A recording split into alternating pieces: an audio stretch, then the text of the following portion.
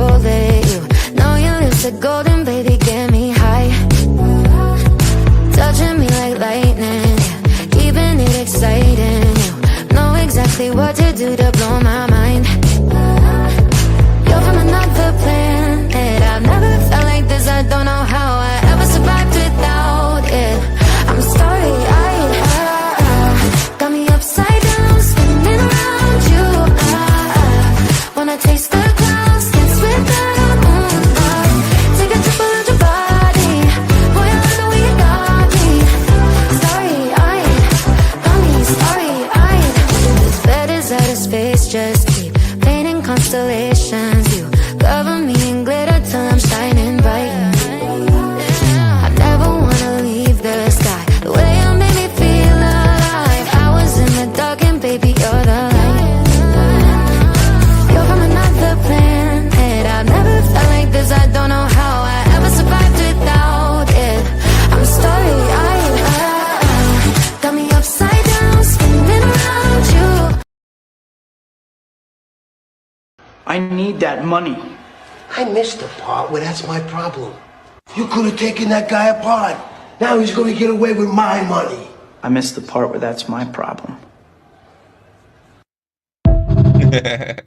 I'm gonna play it again. If y'all still coming in, I'm gonna play it again from the beginning. I need that money. I missed the part where that's my problem. You could have taken that guy apart. Now he's going to get away with my money. I missed the part where that's my problem.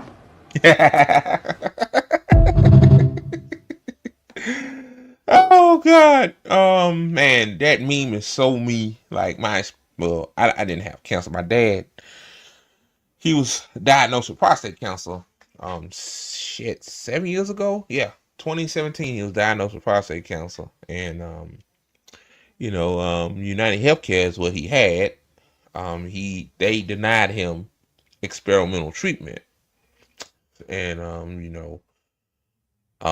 and now the craziest thing about that is, like, my dad will probably still be living, still be here. Like, I think my dad being gone from my life fucked me up more. Like, I'm just bitter and angry all the time. I'm depressed.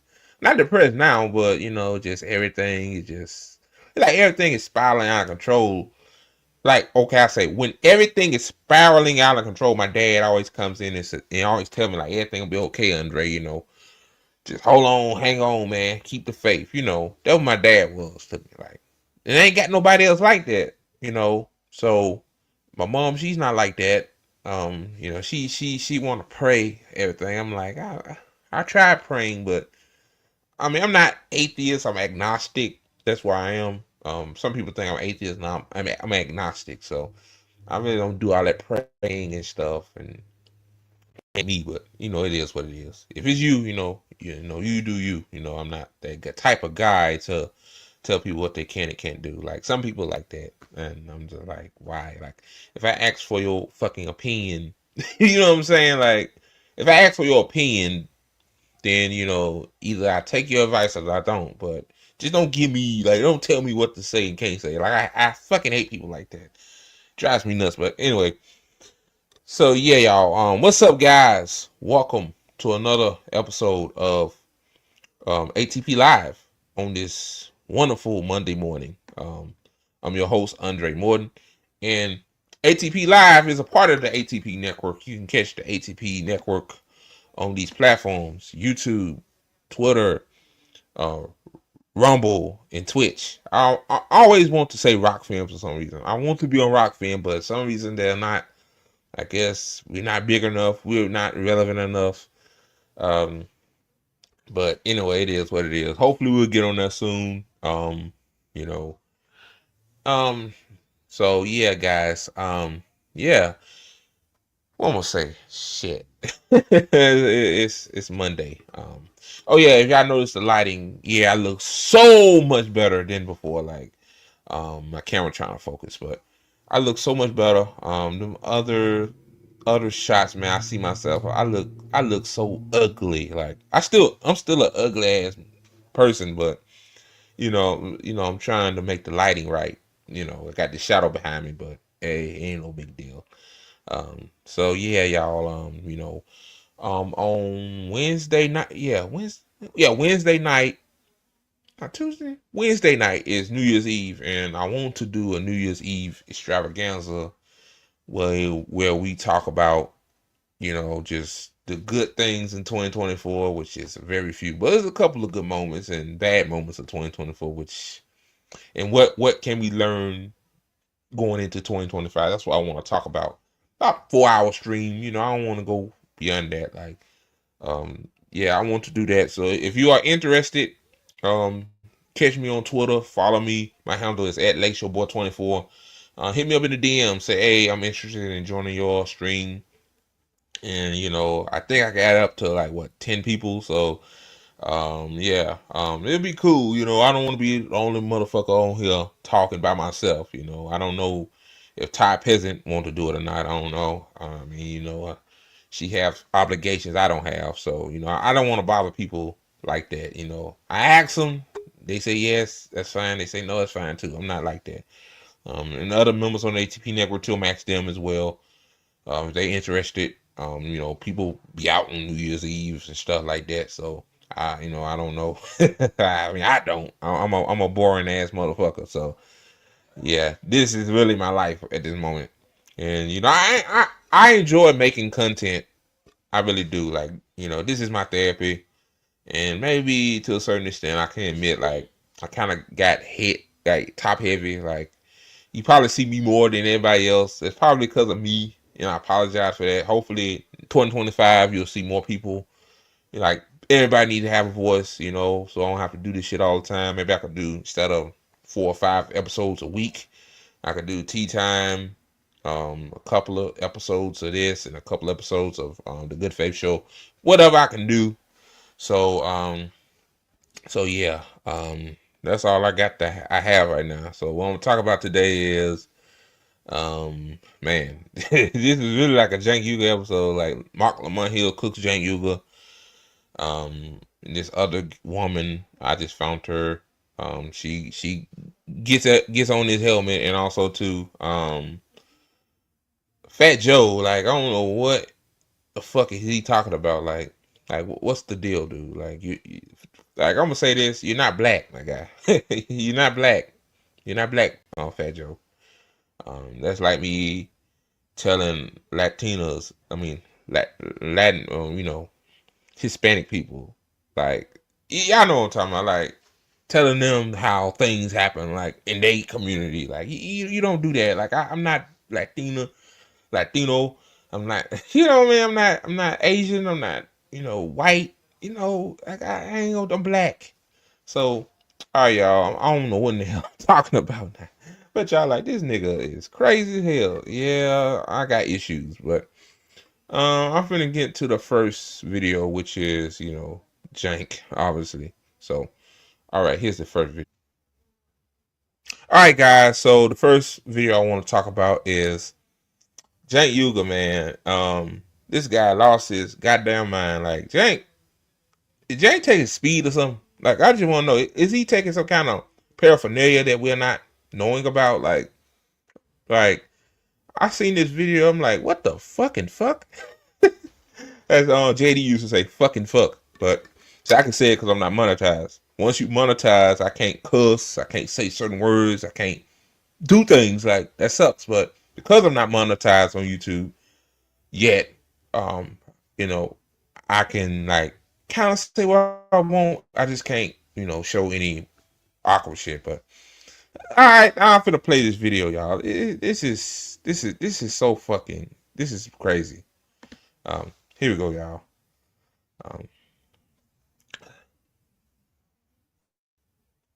And what you believe you are doing. And I want to just explain, by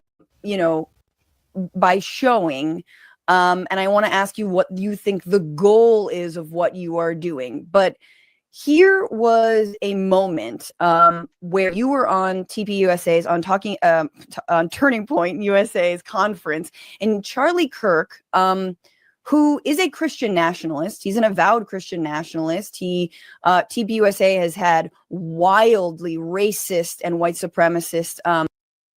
Yeah, to be honest with y'all, this might sound crazy. Like, I didn't even know Charlie Kirk was a fucking Nazi nationalist, white nationalist. I didn't even know all that shit. I thought he was just like a devout right winger. But yeah, see, you know, once you go beyond like you're a nationalist, you're a Nazi, a Zionist. Yeah, I'm not talking to you, man. Like, fuck that. Now, if you're just a regular white right winger that's on YouTube or got a podcast or whatever, that like we just have disagreements on shit, like that's one thing. But so yeah, like people really shitting on Jack now because you talking to Charlie Kirk. So yeah, y'all, you think I should know that, but I didn't, because you know I'm just in my own world, I guess. And you know, Charlie Kirk, he isn't on the far left, so why would I study Charlie Kirk? But anyway, please. Supremacists associated with them, including inviting people like Nick Fuentes to speak. No matter what you think of his thoughts on BlackRock, here is him asking you about left media. And I gotta say, Cenk, this one sucked real hard for me. And you also, I think, have been using these opportunities to talk a lot about the left to the right. I think the left has some work to do in developing over-the-top media to be able to bypass the main networks. Yeah, so we have TYT as a giant network, but we have a lot of great progressive and populist shows that are not part of TYT that's in the left-wing ecosystem. I just want to stop and say I'm excited to hear which ones you like, given that you just sort of insulted Emma Vigeland just now. I'm curious which ones you actually do still support that aren't your own, but I'm going to keep going, Cenk. Hang on. But my thing is this, like, a lot of the bread tubers say that he should go on Sam Cedar's show. My thing is, motherfucker, you should go on. Why not go on RBN? I mean, Revolutionary Blackout Network. Why not go on Savvy Sabs? That comes to mind. Why not go on and do this in this show? Like, it shows you can go. Heartland Media, like, shows you can go on, but you go on. It's, you know, but you choose to go on these shows, calling in MAGA's ball sack. To be honest with you, that's what you're doing. Like you saying that the Democrats is this, Democrats is that, but you're failing to say the Republicans is just as complicit as Democrats when it turns to corrupt shit. Like that's my issue, but I let them continue. So I don't think that's the issue. I don't think that there isn't enough shows. I think that there's a couple others. One, on the right, you guys do a great job of coalescing. Okay, so you do a couple of things well. You work together well, and you're more welcoming, if I'm being honest. We're glad Cenk's here, right, everybody? And a lot of people on the left know this as well. If you agree with MAGA 5%, the answer you get is welcome, right? Come join us, right? On the left, if you disagree 5%, they go, get out of here, you're a right-winger, you're a fascist, right? But if you push enough people out and you guys welcome enough people in, eventually you win the popular vote. And that's what I warned them about, and that's what happened, right? Okay, so I just thought about something. I know this ain't pertaining to the video or nothing, but Charlie Kirk, the motherfucker that will say, I bet this motherfucker used the N-word off camera so many damn times. Like, just thinking about it, it's random, but you know, here we go. So there you are, and you know, yeah, love it. Stick with 100% of what I just said there. I'm 100% right about that. So let's discuss. I'm 100% about that. I'm 100%. I'm 100%. Hey, sound like he offended or some shit. Okay. Yeah, let's discuss. You had your say there, and you've been saying various degrees of that same thing. And I gotta say, like, I watched this whole I watched the whole clip, and it started off, and I was like, this is pretty good. This is good. Like, pretty good interview. You know, I like that you're sitting down. It wasn't bad. This moment, like, truly a part of me died when I watched this. Wow, I can't believe that. Yeah. Oh, super. just like shriveled up and died, floated away into the ocean. Here's what happens. Couple things. He asks you about left-wing media and why there isn't more left-wing media. But it's a whole lot of left-wing media. It's just the problem is that you got the large ones, you got the medium-sized ones, and you got the small ones. I know I sound kind of fucking retarded right there. I'm not trying to sound like that, but it's like, okay, I say the large ones, the mid-sized ones, and the small ones. The large ones, the majority reports. I wouldn't consider TYT the left anymore. Kyle Kalinske, well, they're not left, but you know, I guess. Then you got the RBNs, the Savvy Sabs, the Do Distance is like they over a little like 50 to 100,000 subs. And then, you know, you got the ATP networks, you got the Willie Bragg TVs, you got shit, it's another one too.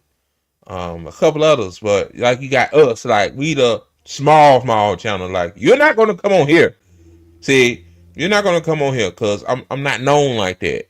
I'm pretty sure you saw me on Twitter a few times because I every now and then, you know, when Twitter unsuppressed me, I get traction. But yeah, I'm pretty sure you've seen a few of my tweets. Like, but yeah, it is a lot of left wing.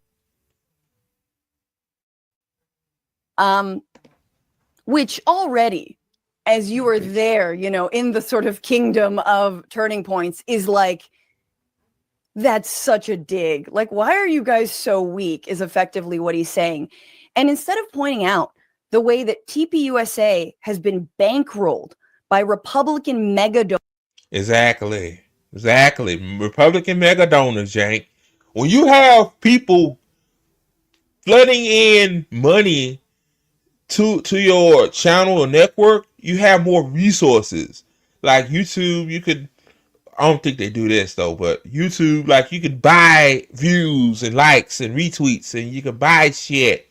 You can buy, like you pay YouTube, your content will get pushed. But us, working class leftists, real leftists, Marxists, communists, like we have to fucking pull up. We have to just promote our shit time and time again. I'm pretty sure people on social media are tired of it, but that's what you have to do. Like if I didn't promote this shit on Twitter and Ty Peasant to a certain extent and a few others, like we wouldn't be at 1,000 subs right now. So like it's a lot of leftist channels out there. It's just that we ain't got no money. Like we broke, cuz.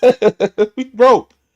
I'll let it continue. I'm gonna stop pausing it. It's just donors out of Chicago and many other places for years now, and talking about how the Daily Wire was funded by the fracking brothers, the Wilkes brothers. Now they're fishing for new, investors, whatnot, but that there is so much money on the right. He handed this answer to you on a fucking platter, and all you said was, you know what? You guys are really good at being welcoming. People just like you. Cenk, they've got all the money. I didn't say people just what are like you me. talking about? That's effectively what you're good at coalescing. And here's my question to you about so that's just number one on the media, because that just stings because I'm in media. But on the 5%, if you disagree with MAGA 5%, they still welcome you. How did that work out for Liz Cheney? Yeah. So look, is there a part of MAGA that'll push you out? Of course. That's what we know MAGA for. When do they push you out, Cenk? When do they push you out? Largely when you disagree with Trump. Exactly. So listen, let this me is the thing. Yeah, like I remember when Cenk said that. How many of you like Mitch McConnell? People said boo, and Liz Cheney. Like Liz Cheney and Mitch McConnell do not like Trump. So if you don't like Trump, they don't like you. That's MAGA, man. Like, duh. Like if Liz Cheney and Mitch McConnell love Trump, then y'all know the answer. Like, yeah, they wouldn't get as much. They wouldn't get hate. Jesus. It's the unspoken thing that you're never saying, that ultimately it's all hunky-dory. Elon can tweet back at you. Vivek can listen to you. But if you defy Donald Trump, the God Emperor, you're kicked out of the castle. And no one's defending Liz Cheney. Screw both their castle and the other castle. But Liz Cheney voted with Donald Trump 98% of the time. And just the 1% when she was like, hey, you know what? You can't do a coup on this country. And Adam Kinzinger, and they were gone. So miss me with this 5% BS, yo. So, all right, Franny, a whole bunch of things here. So, number Franny. one, you're right. That's definitely how Turning Point started. Daily Wire certainly started that way. I don't know what their current funding is, but they seem to have a lot more funding than any of us do. So, you're right, and I have TYT, Jank, TYT got funding from Jeffrey Katzenberg, and then don't a betting odds company sponsor you guys? So yeah, miss me with that bullshit, bro. Like, nah. I've said that in the past, and I probably should have put that in there in that particular appearance. Oh, I should have put that in there, you know, later on. No, what you doing? No, what you did was intentional. It was intentional, Jank. Stop it, man. Stop doing this to yourself, Jank. And I will mention that, and that'll really grate on their nerves. You gonna mention it? Yeah, you ain't gonna mention shit, motherfucker. You just trying to pivot to the right because the right has money. The grift keeps on grifting, man. Just shut the fuck up. Like, goddamn, I'm getting upset over nothing. Like, I know Jack full of shit, but goddamn, like. But I've got no problem. Oh no. I'll mention it later on, you know, because you know it's the right time. You know, it's the right time. I mention it, man. Please, bro. I'm gonna let it play on. Holy Problems telling their audience, and I tell them all the time, no, you guys have way more money, and they're always shocked by that. And I'm like, and because they're swimming in money and don't realize how much we're starving out here on the left. Right. Sure. So, and I talked on Tim Pool's show about that, etc. Now, when it comes to the 5%, 95%, yeah, I hear you. So it's that when you disagree with Trump, especially in the past, especially in the first term, etc., you're a goner, right? But they are pushing back even on Trump now. So, again, on things that we don't agree with, but on COVID, for example, they thought that Trump did too much COVID protections, etc. And there was and this is really encouraging. When I talk about Team Miriam, Marco Rubio, Elise Stefanik, Mike Huckabee, and Mike Walz. So those are the four that put in by the neocons put in by Miriam Adelson. In the old days, what I would have gotten, Franny, is no way, they're the greatest. They're not neocons. You're a liar. Trump picked them. Trump's the best. Now what I'm getting from the right-wing hosts, which is amazing, and let alone the base, they're all saying, yeah, I hear you. We got concerns about them. We got concerns. Okay. So that's the thing I never heard before. So that is a change. Now, in terms of the concept that I'm referring to, the 5%, 95%, but Franny, we're in the middle of that right now. This is the perfect example. So I started the largest progressive network. I've given, dozens of progressives opportunities they didn't have before. Of course, he gonna brag on himself, right? Or I started Just Democrats, et cetera, et cetera. The minute I disagree, like 5% on trans issues or crime, everybody's like, right wing, fascist, right wing. Almost every show is. That's not true, Jank. Jank. That's not true. No. You're not understanding. Like, yeah, there's a couple of folks that, you know, are in their own bubble when it comes to those issues. But it's just the framing of it is wrong, Jank. That's what people don't like about it. It's not people ain't saying you are a right winger because you. They're not saying that. Like, what the fuck? Saying that almost every show. So you telling me that you don't push people out? You're pushing out the movement overall. At least the online left movement seems to be trying to push out the. Oh yeah, I heard that online left. Like this is what he think of us. Online left. Oh, they just on Twitter all the time and just on YouTube. Oh, just smearing me. Oh, because I disagree with them on issues. Okay. Most of us like Savvy Sabs, and she just did a holiday drive. JB did something. Nick does stuff like I'm doing stuff like. Motherfucker, I touch grass too. I'm not just online, motherfucker. Like, I'm at work talking to people about politics. Like, these people on my job, they apolitical as fuck. They just trying to fucking feed their family and trying to live a life, try to survive. Like, motherfucker. Like, you think I'm on here all the damn time? I'm not. See, that's a smear. I hear people say online left. Yeah, that's a smear. That's a smear. Like, you talking about online left, motherfucker. I don't see you doing mutual aid, and you have way more resources than RBN does. I do. Way more resources. Like, okay. the one network that has helped progressives more than any other network, and it's not in dispute. But my God, we have 5% disagreement. So tear it down, tear it down. This is the destructive extreme left that honestly, that portion, that kind of destructive attitude is poison. It's not just poison to us, it's poison to our chances of winning, because we keep pushing people out, keep pushing people out, and then all of a sudden we lost all the swing states and we lost the popular vote.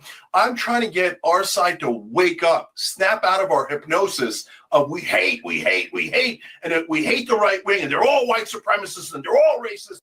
Cenk, I never said that. I mean, a lot of people on the left, the rational people on the left, I would say, I can't speak for everybody, but the people I talk to, they're on the left. We never said all people on the right are racist, fascists. I never said that. Even back in then even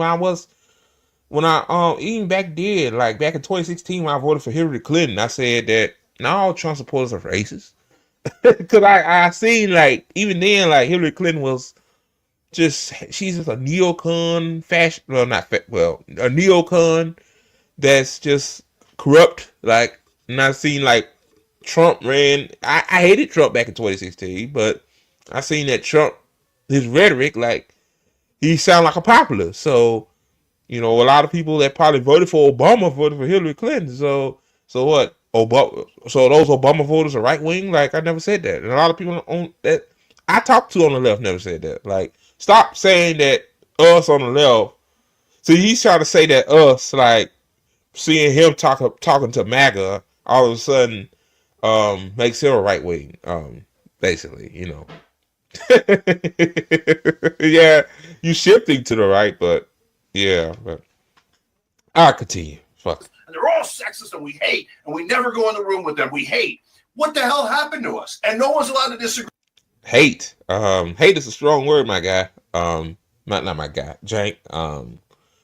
I don't hate those people. I don't, you know, Charlie Kirk, I heard he a Nazi. I don't hate him. You know, I hope he can change. Like, I wish people can change their ways, but if you just fucked up, man, you like I'll work with a right winger as long as they're not a white nationalist, a Nazi. Like, the fuck? I wouldn't talk to a Nazi. Why would I talk to a Nazi? They wouldn't talk to me. Hell, I hate to say it like this. I gotta watch what I say because I'm on YouTube, but a Nazi would probably unalive my ass. They don't like me. What the hell? You talk to people that you just have disagreements with. You don't talk to people that hate you. So we're now authoritarian. No. So, wait, I rebel. Can I just clarify? I will never allow the left to be authoritarian, and this idea of just hating the other side is poison. You know what's so funny about you calling the left authoritarian is that you think the left has power. Like, I love. They're right there. Exactly. Hell, the left ain't got no fucking power. Hell no, they don't. Like, the left, hell, I hate to say it like this. Oh, I'm sorry, hypocritical. The Twitter left. Oh my God, these motherfuckers. Some of them, even like somebody could tweet something that they don't agree with, and they want to cancel motherfuckers. Like you talking about the left talking to the right, and what I see periodically is these, like, some of these people, like they can't agree with each other on shit. So how the fuck? Okay, like, they ain't got no power. Like some of us on the left couldn't even take advantage of the Luigi situation, like saying that, hey, you shouldn't praise him and shouldn't do this, you shouldn't do that. I'm like, who the fuck are you to tell me what to do? Like if I make a tweet about I praise Luigi, he's a god, or if you don't like it, then mute me. Like, the fuck? Like, I don't like that shit. But okay, let me continue. Total nonsense. We are on the precipice of real authoritarianism and real fascism, and you believe that I had to check on that. Actually, we already there. She said we on the precipice. No, we already there, sweetheart. We already there. Like, yeah, fascism been here. It's here already. Yeah, it's about to be more exacerbated, but like, Trump didn't start fascism. Fascism been like a thing that's been like progressively going up and up and up and up. So yeah, I had to G check on that one. But let me continue. Probably just a little laggy, guys. I don't know. The damn computer sometimes. Our computer. Sorry about that. Online left are the authoritarians. I mean, I don't know how to tell you. You sound like Bill Maher and Nancy Pelosi had a kid, and it came out Cenk Uygur. And let me just ask you. That's funny. Oh God, man, Bill Maher and Nancy Pelosi producing Cenk Uygur. Oh my God. Oh Lord, that was funny. Let me just ask you. So what shows on the left do you like that aren't on the TV? He don't like Sam Cedar. People say, like, I don't care for Sam Cedar's show. I think he's just a Democratic, I think he's more like a Democrat.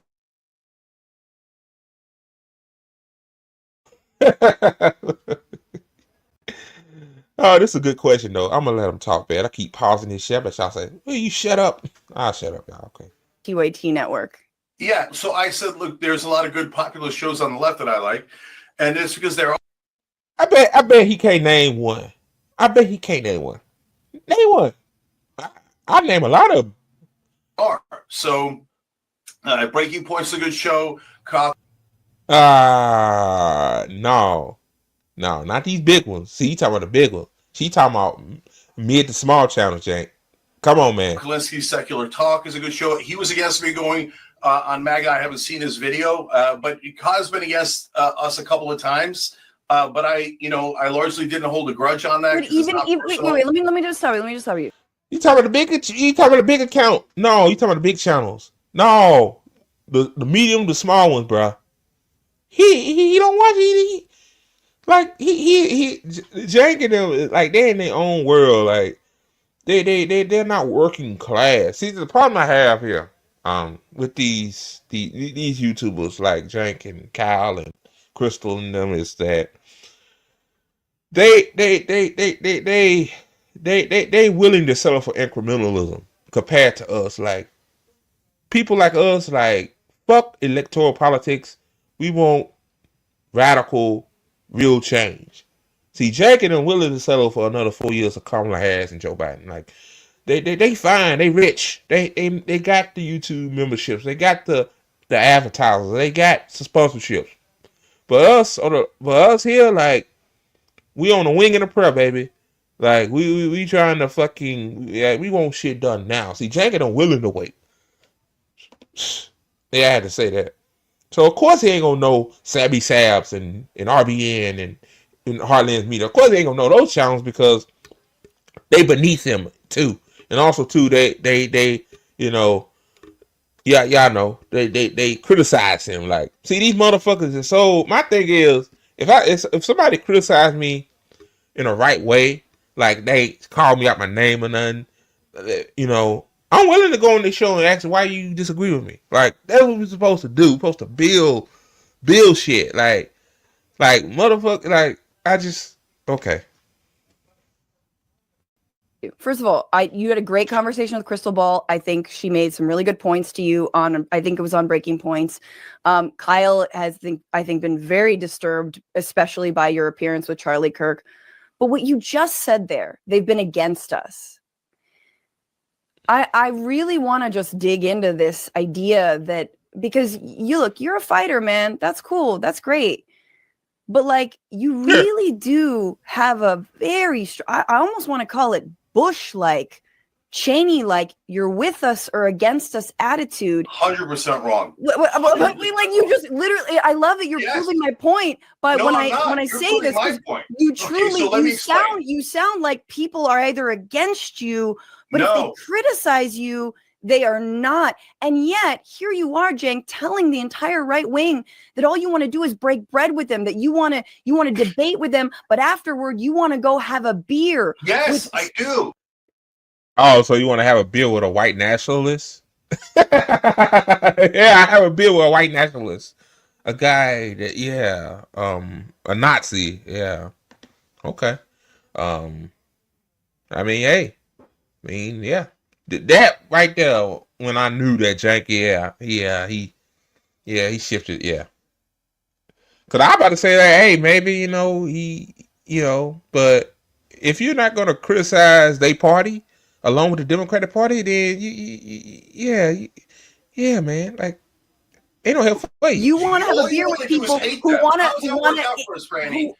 to put people in mass. How the heck work out for the Freddy? How the heck work out for the Freddy? Cenk. Cenk getting mad. Freddy, chill. Like, I disagree with what she said earlier about fascism is coming here, but Freddy, chill. Like, this motherfucker acting a damn fool. Better calm down, motherfucker. Hell. Deportation camps. They want to deport. You think we're going to get put in camps? You sound all right. Anyway. We are going to get put in camps. Yeah, the United States is going to become Gaza eventually. Yep, we're going to become Gaza. And, people say, damn, Andre and Ty Pesson were right. Yeah, motherfucker. Like, if I said fascism already here. Like, yeah. Yeah, it's coming, motherfucker. Like, okay. Anyway, you think I sound crazy? They're starting with Chinese people. That's my fucking family, dog. Like, what are you talking about? That's such an excuse. Okay, they're going to start with Muslims. They're going to start with my people. Okay, sure. Yeah. Wait, Cenk said he's Muslim, but he's atheist. That don't make any sense. What? Okay. Yeah. Stop hiding behind vulnerable communities. I'm hiding behind vulnerable communities. Yes, you are. You're using them as standing in front of vulnerable communities. Cenk, what are you doing? What are you doing? I'm standing in front of vulnerable communities as well, Cenk, too. Like, see, Cenk, you in fucking wherever the fuck you live in California, Beverly Hills, Mirror Road, wherever them fancy ass areas that sipping mimosas, while us people here, like, I have immigrant friends that are scared to the fucking death that they actually are gonna get deported by Donald Trump. Like, they fucking scared. Like, they didn't vote at all, but they scared. And I also too got people that don't know how to fucking pay their light bill next month. They got to pick between making a car note or paying the light bill.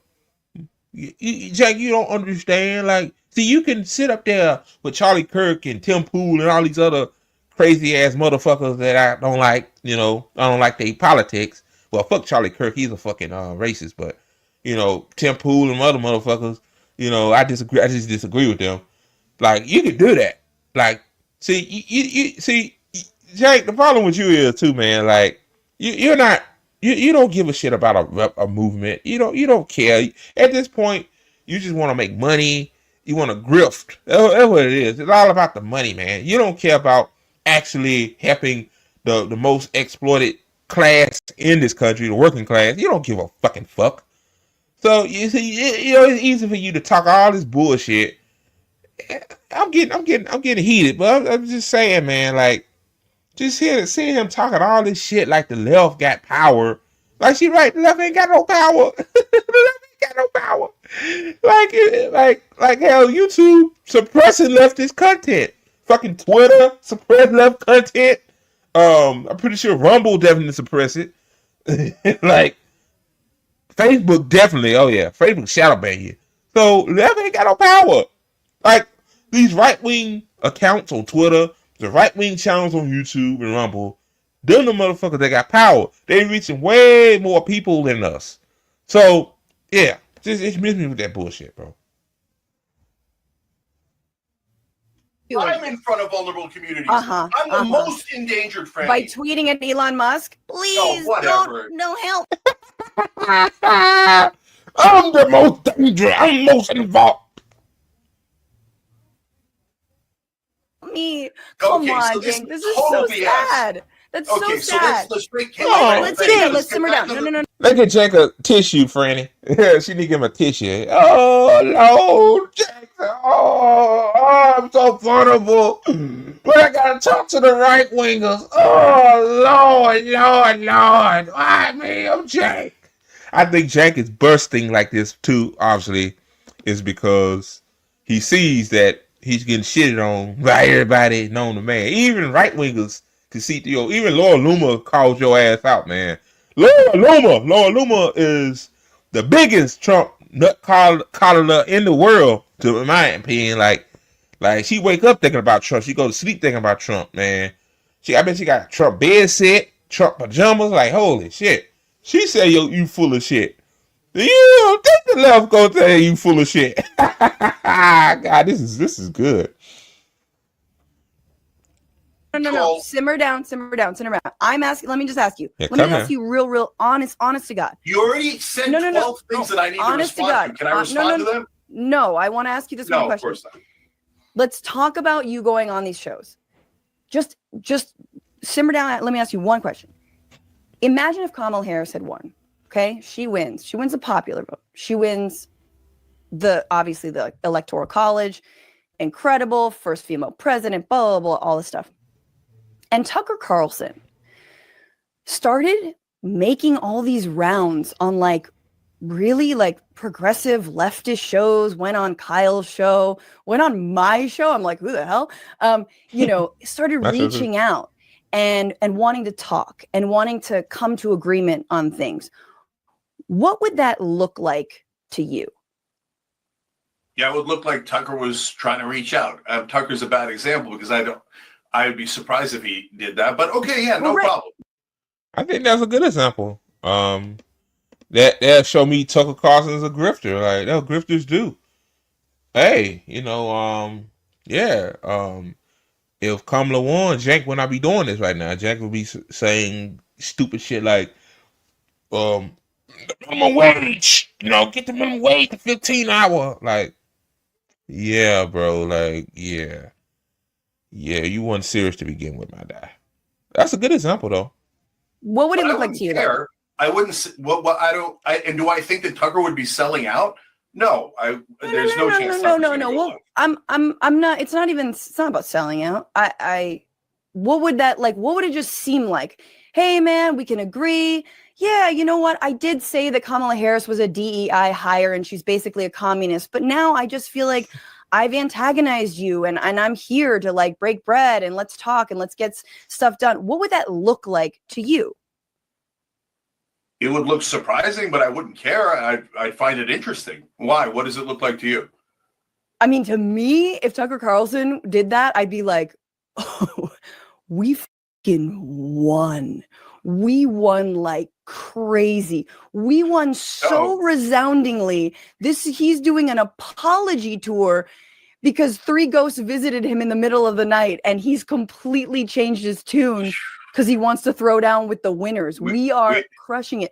And I saw in that moment, you want me to play it for you? When Charlie Kirk goes, "We're glad Cenk's here, everybody." And that was the feeling that I think a lot of right-wingers have when they look at you, Cenk, where they're like, damn, yo, we crushed so hard. Even this guy is Yeah. The left will see you as a grifter. The right will see you as he on our side now. Yeah, that kind of do make sense. That's people like interpretation. Like, yeah, if Tucker Carlson went on, Kyle Kalinske show or RBN or some shit. People like, damn, Tucker Carlson, he shifted to the woke left. He wouldn't do it. Hell no. But yeah, people will see it like that. It's turning now. Yeah, except I'm not turning. I've said it 2,000 times. I'm just saying what it would look like. I'm just saying what it would look. Keep saying it. Yeah, Cenk is angry. He's angry that we keep saying he turned into MAGA. You are, man. Like you're doing the MAGA's playbook. You're not being on it. You're not being even playing field. If you're on even playing field, and people say Cenk is turning to right, I say no. He's calling out the Democrats too. The Republicans too. So he can't be he probably bullshitting. I think Cenk be bullshitting, but I don't think he's turning to MAGA. You know what I mean? But yeah, dog. Like it's true when it isn't. Yeah, dog. You've been exposed, Cenk. You've been exposed. Remotely true, but okay. Let me address it. So, okay, number one, you're empirically wrong because guess what's happening? Matt Gaetz has reached out to us, Tucker Carlson, to come on our shows, and so it's your exact analogy. Okay.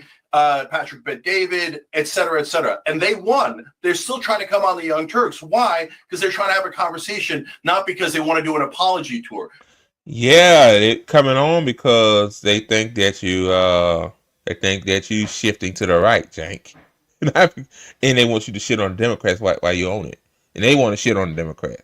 Because you're a Democrat. You're not on the left. I need to stop saying left. You're a Democrat, Cenk. You're a right-wing Democrat. I'm just, I don't know. They think they are ascendant, but nevertheless, they want to talk to the left. But you had to make it's because they think that your version of the left says, no way, we never talk to the other side. But we're not authoritarian. Cenk, that's not true. We're not authoritarian. You're not allowed to disagree 1%, but we're not authoritarian. Let's not forget, Cenk, the same motherfucker that said we should not talk to these people. Him and Anna Kasparian, by the way, I can't forget her.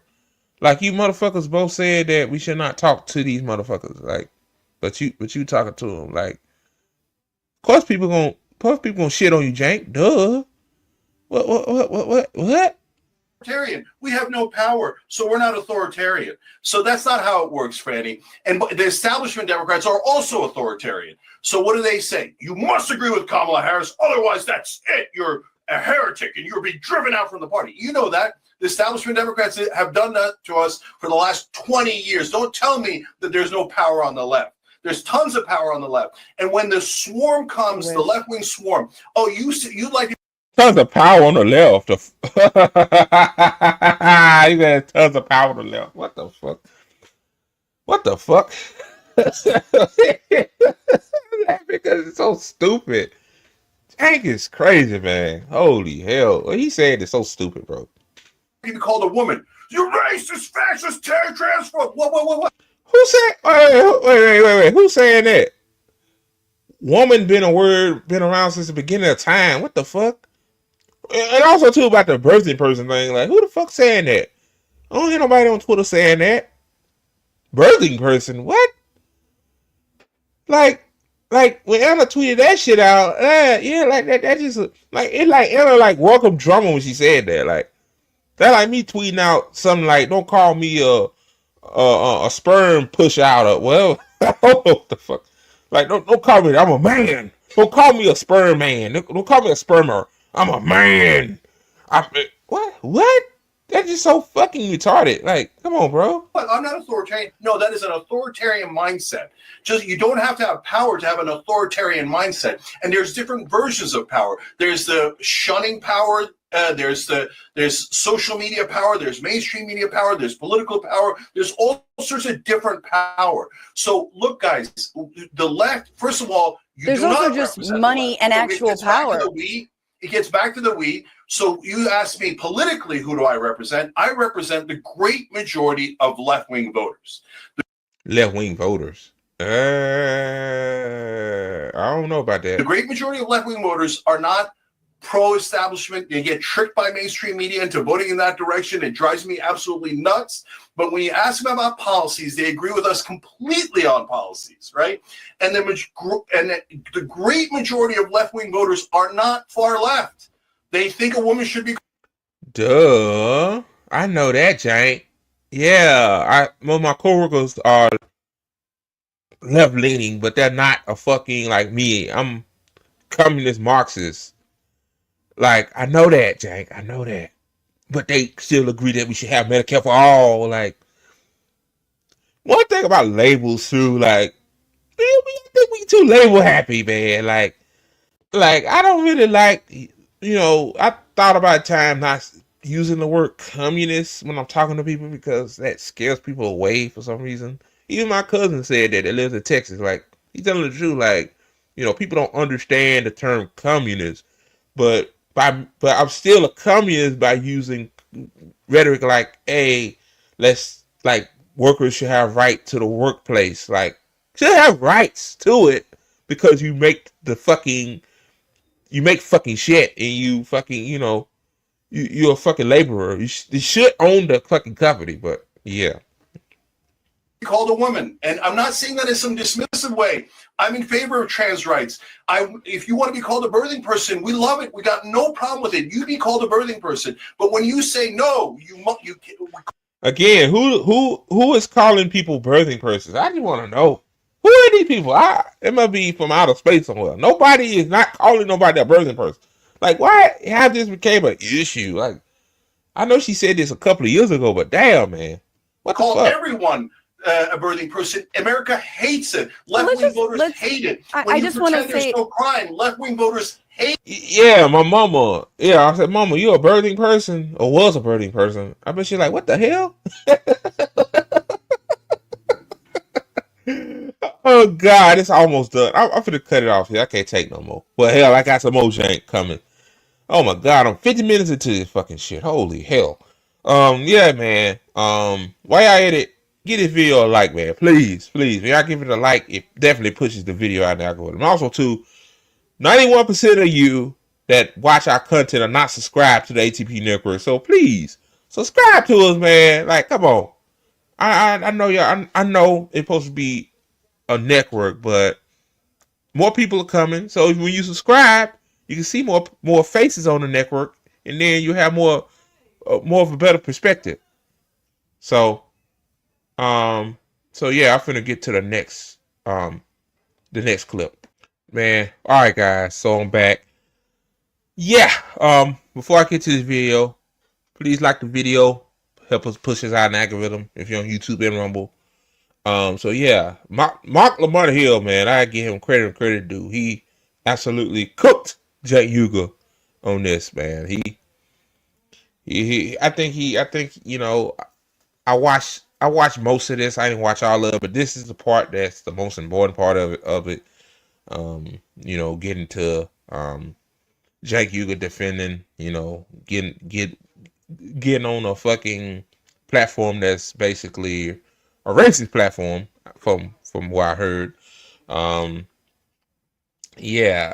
think Cenk at this point, I think, you know, I hate to say it like this. I think Cenk thinks he's doing the right thing, but he's coming at it the wrong way.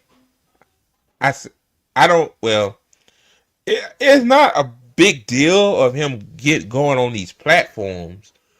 I don't think people are having a problem with it. You know, there's some people that thinks that you shouldn't talk to right wingers, but my thing is like, bro, like, if you want a movement, like, you're gonna have to talk to people that you don't agree with. Like, the fuck, like, you need more people in your movement. Like, that's what I try to tell the far left. I ain't talking about Cenk. Cenk is not the left, but I'm just talking about the far left. Like, we got to talk to people we don't agree with.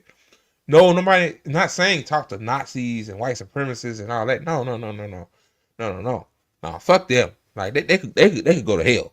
I'm talking about people that are just regular people that voted right because they think, just like people that vote Democrat, think that things would change, in which things will not change whether a Democrat or Republicans in the White House. So I'm gonna let Marc Lamont Hill cook this clown. You know, so here we go. Let me just pause for a second, because again, I'm not sure I understand. Is there anybody in this country that you're willing to call a white supremacist, or do you just completely rule that word out? No, of course. If they declare themselves a white supremacist, everything they say is about white supremacy. So, for example, Nick Fuentes is an anti-Semite and a white supremacist. That's not hard to suss out. That's just defining feature. So, to finish my point about Muslims, but instead now, Mark, when I go into a room, I start talking to them, and then halfway through the conversation, when they begin to like me a little bit, then I tell them that I'm Muslim, and I say, look, I know, Trump said we should ban all Muslims from the country in 2016 when he was running, right? So how am I supposed to react to that? And now we're at least have had some common ground and some bonding. So then they feel like, hey, wait a minute, maybe not all Muslims are terrorists, right? You're one of the good ones. Yeah. No, I get it. And I get it. They might think one of the good ones, but then when they see 12, 18, etc., how are we going to break it down, Mark? Because if we just call them names, it's not going to work. It hasn't worked. I've tried it a million times. No. But that's disingenuous. Calling someone who's white supremacist or Islamophobic, that thing, to reduce that to... Yeah, like saying a Zionist that don't give a fuck about Palestinian people. So calling them a Zionist or calling somebody racist or white supremacist or racist, that's bad. So me as a black man, I should break bread with a fucking white supremacist? Fuck that, man. Like, fuck that. Like, that don't make any sense, but I let him continue. To name calling, is unfair to the Yeah, let's break bread with me, so I know that person who's being harmed. No, I'm not saying it's name calling and I hate you and blah blah. And you're no, but you just said to call them names. We're not calling them names. But, we're identifying them by what they are. Yeah. Yeah, but Mark, tons of folks on the right wing are Islamophobic, but me going and calling them Islamophobic is not helpful. So that's why I'm saying. You're arguing a point that I'm not making. That's a straw man. I've never suggested in this conversation that we should be going into rooms and calling these people what they are. That has nothing to do with what I was talking about. That's a straw man. What I was talking about was the fact that you're in the room with people who look at the world that way and what it means to be in the room with the people who look at the world that way. But if you're stipulating from the beginning that you don't necessarily agree that they're that thing, that's different. I'm not talking about how they self-identify. I'm not even talking about whether we point in the room and say, hey, white supremacist over there. Hey, sexist over there. Hey, transphobe over here. I'm not saying we got to do any of that.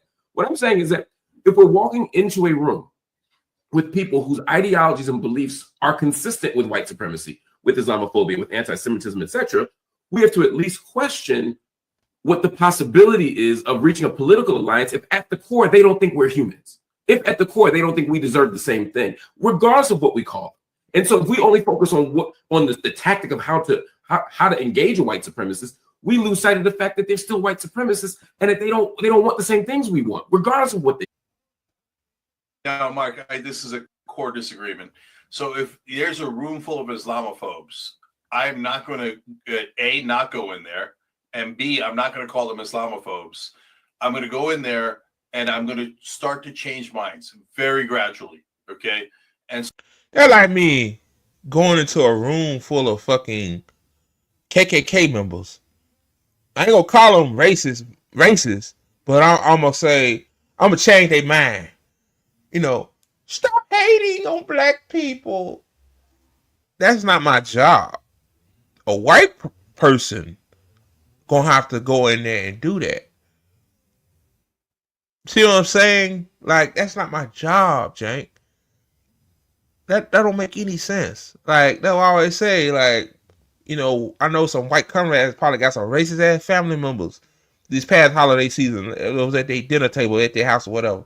Like, it's up to the cummies, the white cummies, my white allies, to tell their racist uncle that think all black folks are lazy motherfuckers. Like, tell them, like, hey, like, black folks are some of the hardest working motherfuckers in this country. God damn it, hell. Shit. Like, that's their job. That ain't my job. Like, to convince them, like, hey, you know, like, these are cool people. I'm cool with them. So, you know how many white folks came to me and said, my parents are racist, or my uncle are racist, but, you know, but they're not, like, that don't make any sense. Like, he said he's Islam, but he's Muslim, I mean, and he said, like, it's his job to convince them. That don't make any sense. Like, they don't want you in the room, Cenk, if you're man. Cenk is so blind, bro.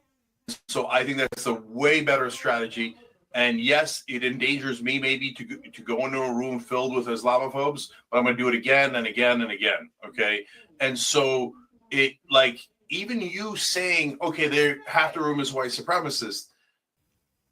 Like, so you're saying they believe in systemic, like they are part of a system that executes racism in the country. Yes, but we all kind of are. But so calling all Americans white supremacists not helpful. But again, Cenk, you're holding on to a point that I'm not making. You keep debating the argument about whether or not we should call them white supremacists. Let me stipulate again. I'm not making the case about whether or not we should call them white supremacists. We don't have to engage that. You're calling them internally white supremacists and saying, why are you going into a room with white supremacists? That's the second straw man. My debate isn't whether or not we go in the room. It's how we go in the room, what rooms we go in, and what we. Right. Like I said earlier, like, you try to convince a white supremacist that wrong, you have somebody that's white like them to go in there, white that's not racist, to say, hey, you're thinking about Muslims and black folks and Asian folks and Indian folks and Latinos is wrong. That's not my fucking job. You know what I'm saying? Yeah, that's what he tried to say. Doing what we say about the people in that room when we're in the room. Okay, great. Let's have that conversation. Right. So you went on stage with Charlie Kirk, for example, who, just to use your description of him, says, not white. We're not going to use the white supremacist language, because for the purpose of this conversation, it's not that helpful. But certainly he consistently advocates positions that certainly strengthen white supremacy. He certainly advocates positions that strengthen anti-black racism. He certainly advocates positions that advance Islamophobia, that push against women's reproductive rights, just based on the things that he has said and done. Would you agree with everything I just said? Largely. Okay. So you're on a stage with someone like that. Yeah. Can you see at least how you being on a stage like that could make someone who trusts you because of all the great work you've done believe that he's not so bad? And maybe the positions he's taking are legitimate ones. Could you at least see how being in the room with him without offering any substantive critique of him in that space could be problematic? But wait a minute, I defended left-wing position, so I don't accept your premise. I said a substantive critique of his behavior, what he's doing. I didn't say you didn't have a critique of it, right. I disagreed with him. Yeah, Jake probably understand coming question. He's saying like, what he's saying is that, I'm trying to say it myself. He's trying to say that like you can't critique him from his point of view. That's what he's saying, Jake. Oh my God, bro. I'm on trans housing, so again, I don't accept the premise. But okay, so let me restate it because I don't want to operate disingenuously.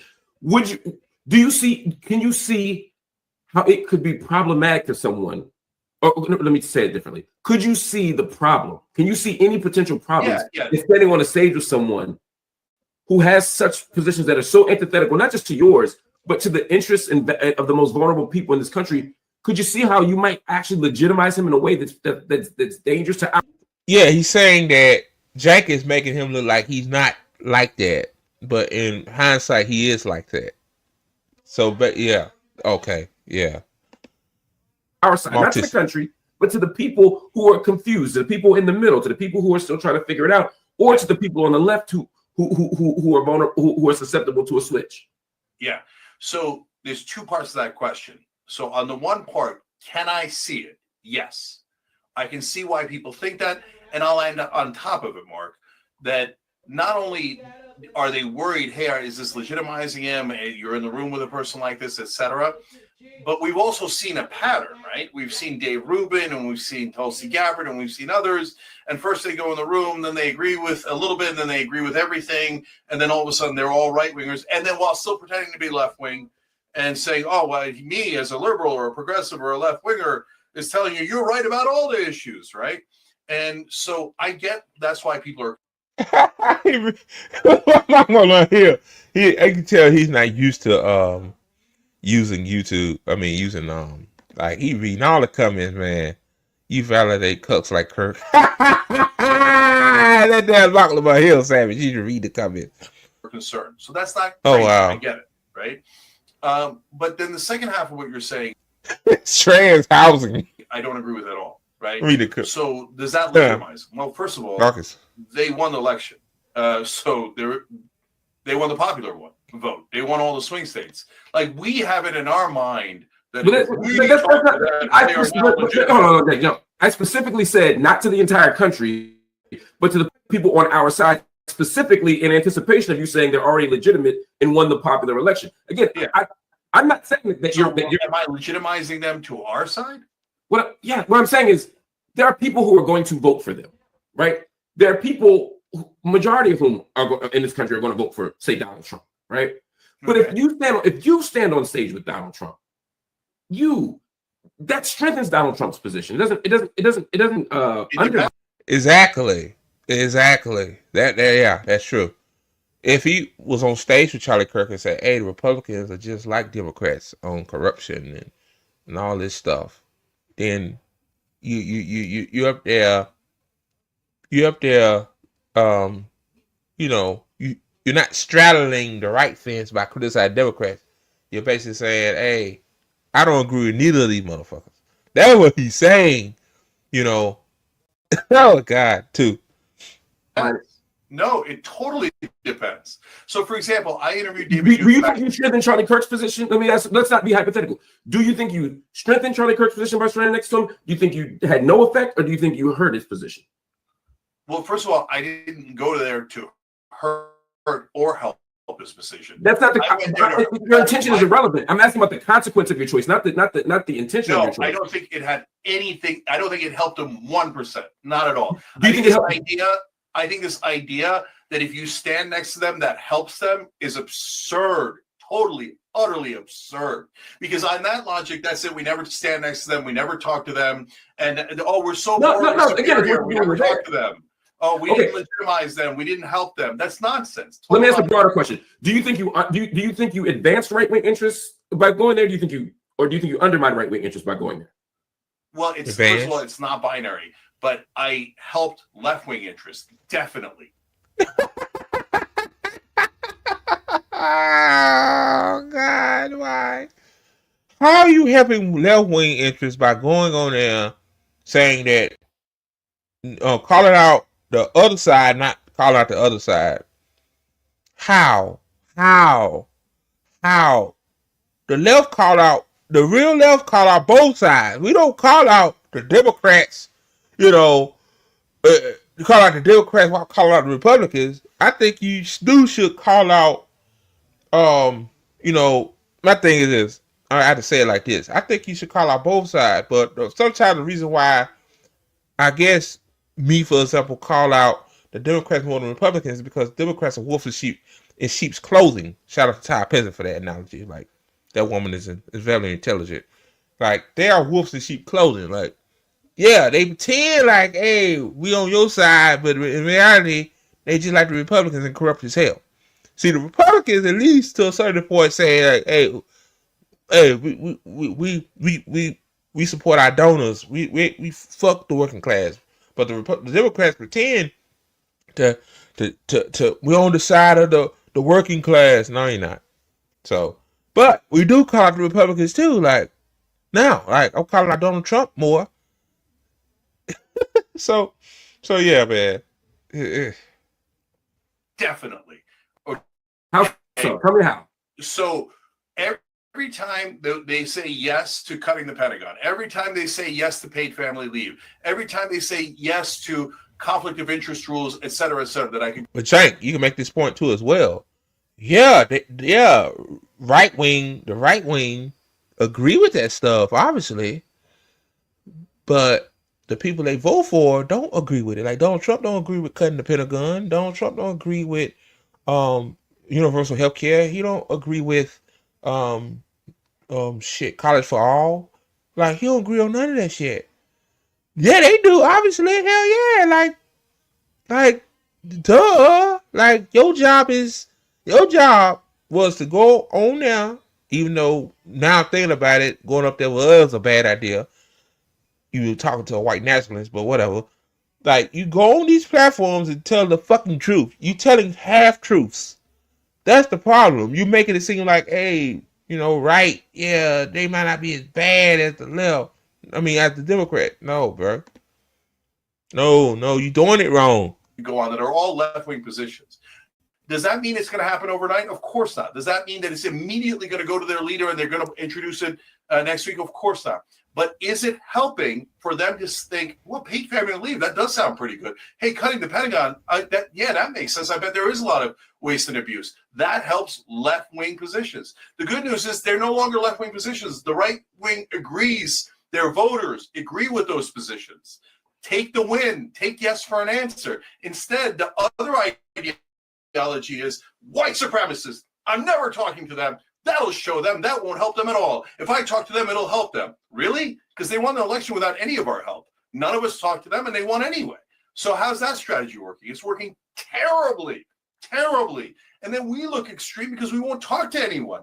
And we just keep pushing everyone out of our party, everyone out of our side, and saying, I am morally superior. And guess what happens? America doesn't like that. They think it's arrogant and obnoxious. And instead of having a conversation with people, we're putting them in buckets of white supremacists, Islamophobe.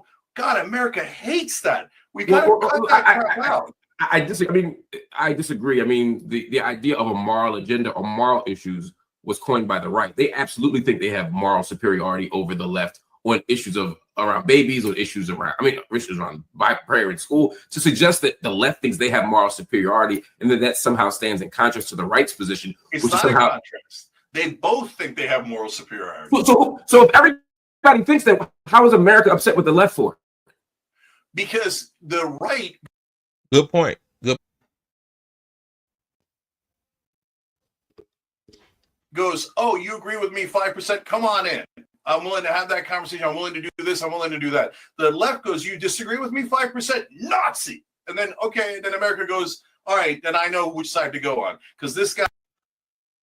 I think it. Where he get this shit from? 5%, 10%. Like, what the fuck? Why is a numbers thing?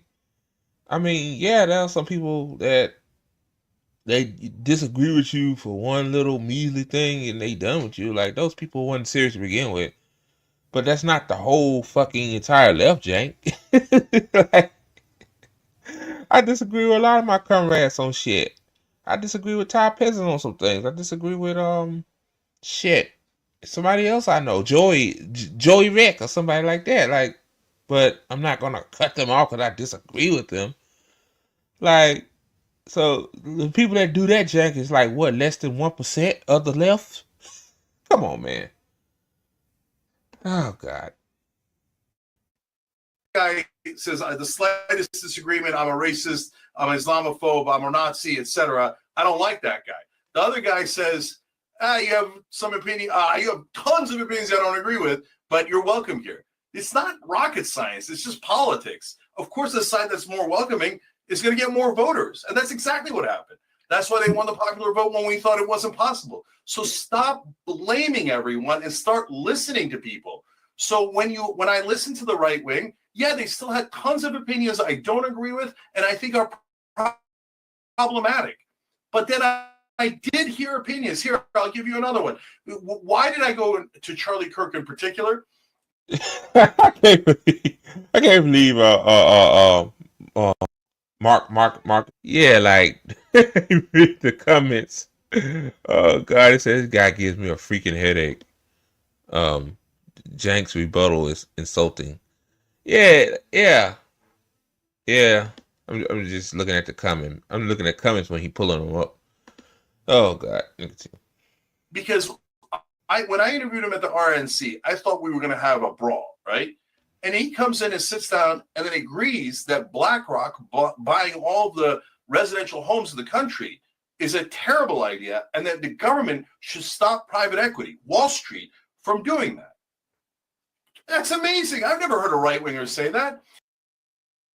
I mean, Cenk, like, I'm pretty sure the left and the right agree on a whole lot of shit. It just... Oh God. Wow. Like, you know, I guess Cenk just must have found a new phenomenon or something, man. Like, I'm just gonna let it play. Every time I talk to the right wing, you think that's the mainstream right wing position? Do you think that's even a close to mainstream right wing position? Yes, among their voters, that is totally mainstream. Among their politicians, no, they're just as corrupt as the Democrats and Republicans in Congress are the most corrupt people in the whole country. So they both love BlackRock. I mean, you Democrat and Republican politicians would have an exercise in who could, pleasure them quicker. But the right-wing voters don't want their houses bought up either. And nobody outside of me and Anna know that because nobody else is willing to talk to them. And that's, in fact, when we say, they go, oh, no way, they're lying, you're lying, everybody's grifting. No, they're not lying and they're not grifting. They don't want their homes bought up by private equity, and we don't want our homes bought up by private equity. For God's sake, let's talk to each other enough to find out where the agreement is. You identify as pro-Palestine, correct? Oh, 100%, yeah. Would you go to a conference similar to this for Zionists? Yeah, I definitely, 100%. Yeah. Yeah, Cenk, yeah. No, I wouldn't. I would not talk to a Zionist. I would not talk to a Zionist at all. Like, hell to the fucking no. Cenk, good though. Hey, the grifts that keeps on grifting. Like, yeah. Very similar things already. Yes. And you sit on stage with Yoav Gallant and Bibi Netanyahu and talk about the points of agreement. Oh my God, I would love to do that. Yes. Okay. Because then I could get to challenge Netanyahu and Gallant to their face. That would be amazing. Do you think that you challenge these people to their faces to the extent that you would Gallant and Netanyahu? Because I didn't see a lot of challenging. Yeah, but you're seeing. No, he didn't challenge. He didn't. If he challenged, he would call out both sides. Like, my thing is, you're willing to talk to anybody, you're willing to talk to racists, Nazis, Zionists. But my thing is, you're not achieving anything if you're not gonna call them out on their side's bullshit. You see what I'm saying? You're not gonna achieve anything. If you're just sitting there coloring a nutsack. Oh God, that's crazy. This guy, man. This guy loves money, man. I think he loves money. I think, like Sammy, right? This guy been through like what 6 or 7 waves now. Like, yeah. Seeing one snippet there. First of all, that's what I'm asking. I'm asking because I don't want to presume.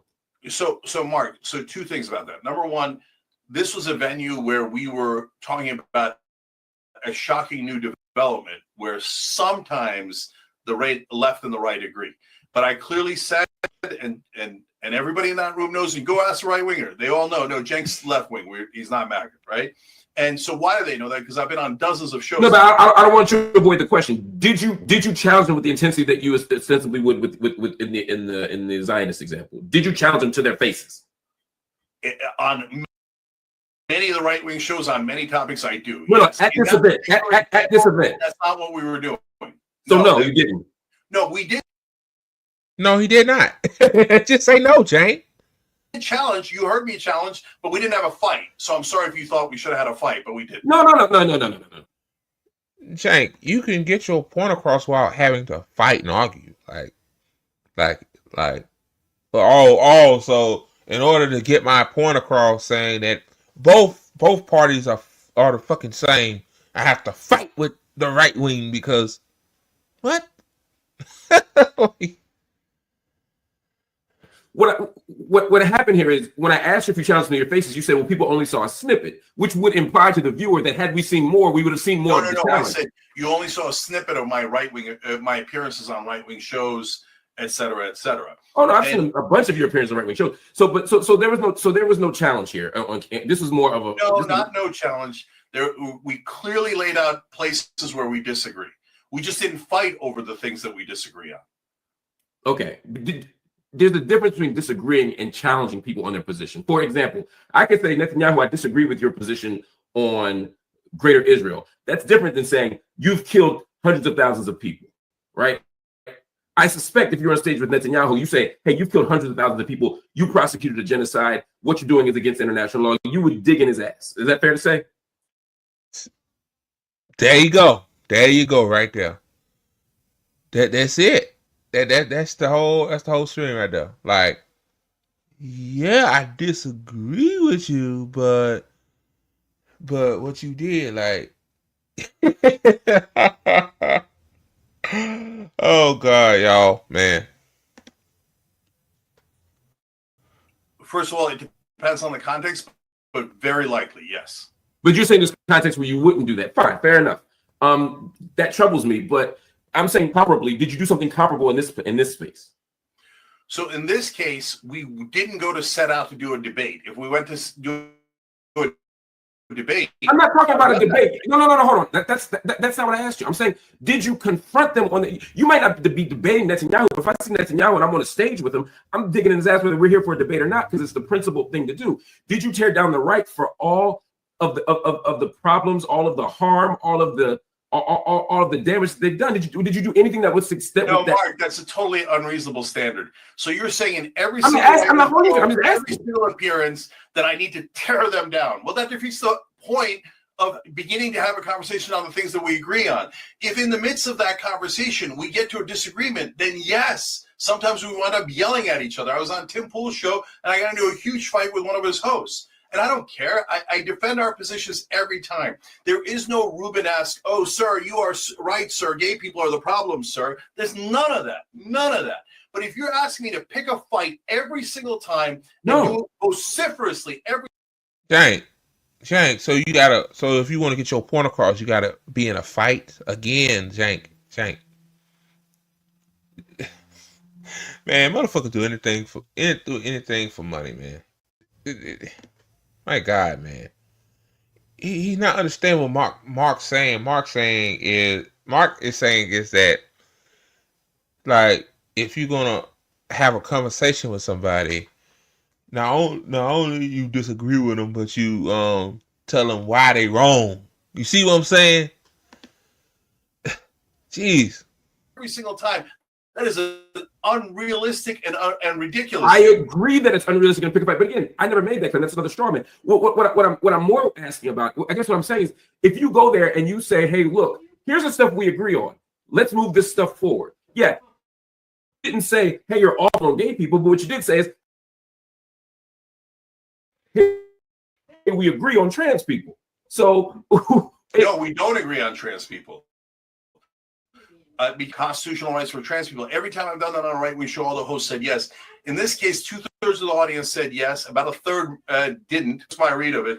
And then Charlie said that no, he doesn't think housing is a constitutional right. So I said I disagree with that. So you agree with trans people having housing? That wasn't really what I meant, but I don't want to get distracted by that. My bigger point is pointing to the right and saying, "Hey, here's where we agree." The right doesn't seem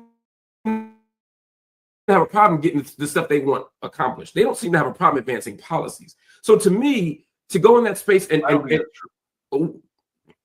right-wing voters are just as screwed as us. What did Trump deliver for them in the first term? Nothing. He just gave corporate tax cuts. So, like, they're not getting what they want either. And I'm super curious how they're going to react if Trump screws. But Cenk, okay, if they know that, then why they keep voting? My thing is, if you know the Democrats are fucking screwing you, the right screwing you, I mean the right politicians screwing you, then wouldn't you want to find a new pathway forward? Like I'm just saying, it's what I'm talking about, like this endless cycle of, the Democrat didn't do shit, so I'm gonna vote for the Republican. The Republican didn't do shit. It's just an endless cycle, man. Like, that's when the real left independent media needs to step the fuck up. Like, we need to educate the masses, man. Because these, you'll think these big YouTube channels on here would do that, but that'd take a small speck of a YouTube channel, very small speck of a Rumble channel like mine to fucking tell the truth. Like, but it is what it is. Them again this time. Is it the old MAGA and I'm totally wrong and they all bow their heads? If he invades Panama, all of a sudden they love war, then I'm wrong. And then I'll be happy to say I'm wrong. But if it turns out that he continues to screw them and they rebel a little bit, well, that'll be an interesting phenomenon, right? But I don't know what's going to happen yet. We made up the percentages in the beginning. We'll see what the reality is when the rubber hits the road, but it hasn't yet. Have you received any money for this? None. No one's paid you to appear? None. Zero. None. You appeared at this conference for completely for free? Yes. Okay. Have you been offered any kind of consultancies, anything from right-wing organizations? None. Zero. Okay. I'm not asking because I think you have. I actually don't think you have. I just want to put that. I want that on the record so that there's no confusion. Yep. What do you say to the person who says, and I'm not doing the hypothetical journalist thing, people in the comments have said it, I just don't know, specifically their names, but you can scroll through and see. Yeah, you're not getting money from this directly, but you know what side of the bread is buttered. You know that taking the positions you're taking will have you on talk shows. Your views will go up on the channel. You'll get more, you'll get a wider audience. If the right wingers who love to click on stuff and love to watch media, that this is still a strategic career move. What do you say to that? Yeah, that's the goal. That's it. His thinking is, hey, I'll appease the right. Maybe the right will come. Yeah, right will subscribe, which that hasn't happened because the TYT is still losing fucking subscribers. And then on top of that, I guess, get some of those right-wing advertisers to come on over there too, sponsorships to come over to the network. Like, yeah, he might not be receiving direct compensation, but as a benefit towards his network, yeah. Totally and utterly absurd. So number one, if you want to be real, of the two things, the theories that I talked about earlier about us, we're right-wing grifters and getting money for it. Oh, your audience is dying off, etc. We can't be both, right? It is dying off, idiot. Don't like. I know. You look at your numbers, like you. I can tell you're an arrogant, pompous lunatic, Cenk. Like, I know you look at your damn numbers. I know you look at your numbers. I know they going down. So cut the crap, man. Holy hell. Well, the reality is this has cost us a good number of paid subscribers. We're not unaware of that. And it has cost us in terms of the live show, etc. The number is there. We're not unaware of that. We're actually doing something really bold and courageous, which is that we're willing to risk our not only money, but the loyalty of our audience to do what we perceive to be the right thing. And Mark, it's the same exact thing I did when I challenged Obama from the left. Tons of paid subscribers left, audience left. No, Obama's a saint. You can't do that. And that was early on in his administration after we helped him so much to get elected against McCain. We do not do audience capture, and we challenge our own audience, open minds, open hearts. So the challenge, this idea of grifting, I know where it comes from. Again, I'm not saying, oh my God, nobody's ever going to do that or nobody's ever done that. No, people have done that. I get it. I get it every day. Yeah, but in order to make that charge, and if somebody in the audience is concerned, that's totally fine, right? But when other left-wing hosts say they already have done that, that's just a lie. And so that is deeply problematic that we have a bunch of hosts out there saying things that aren't even close to true. They never checked. They never asked. At least you asked, Mark.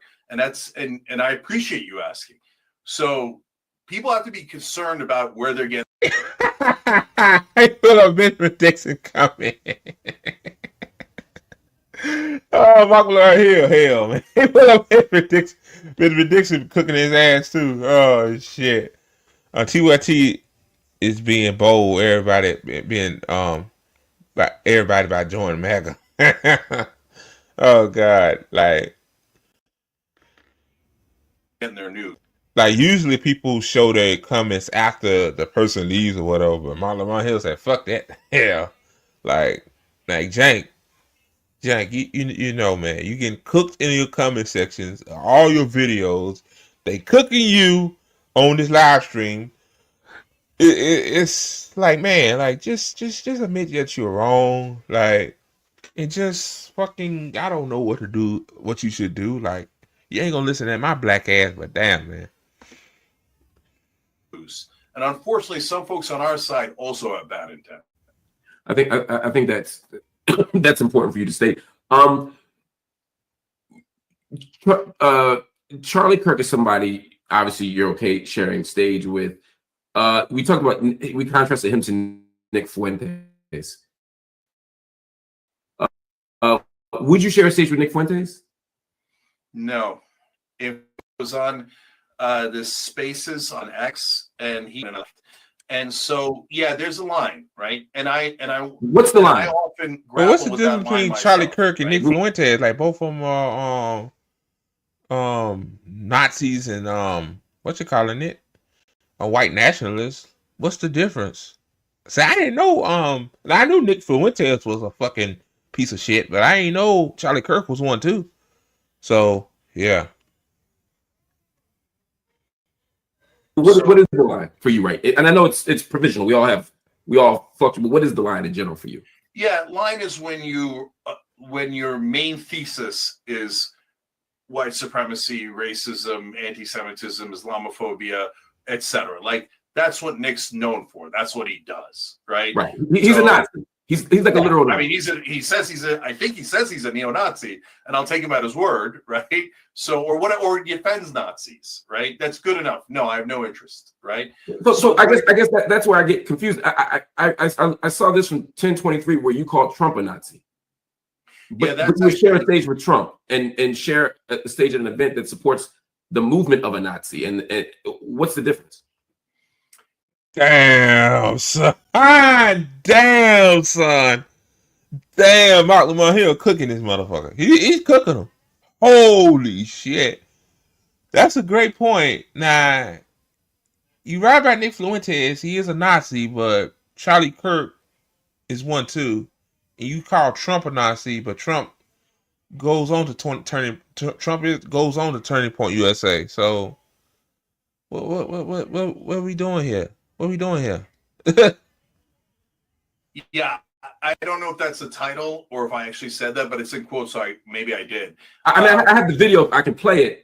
Yeah, okay. No. If you say it, I know that some people are sending around videos. I believe it. So what I tried to do was I tried not to call him a Nazi or Hitler, but I did. Did you think he was a Nazi, or were you being hyperbolic? No. I must have been hyperbolic then, because I never. You never thought Trump was a Nazi. No.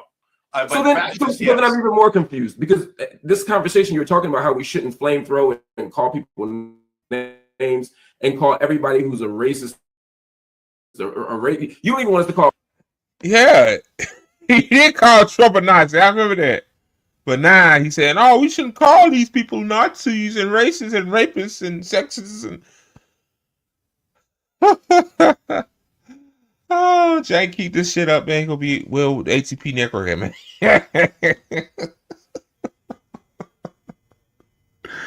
Usually, Cenk, I'm gonna say this too. People will say things you don't like. They're gonna leave, but maybe couple of hundred for your side, maybe a few hundred. That ain't no big deal, right? Maybe for us, like 3 or 4 people.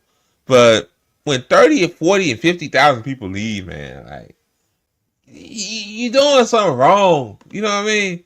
You doing something wrong, my guy. Oh God. Oh, actual white supremacists. Why would you call him a Nazi? No. I'm saying that I must have that must have been hyperbolic, because I tried hard not to call him. What? Oh no, that must be hyperbolic. I wasn't trying to call him a Nazi. See, what happened was, I was at the Safeway, like Kyle Kulinski be saying, that corny-ass, cornball head ass. I was at the Safeway, and, he compartmentalizing, Lord have mercy.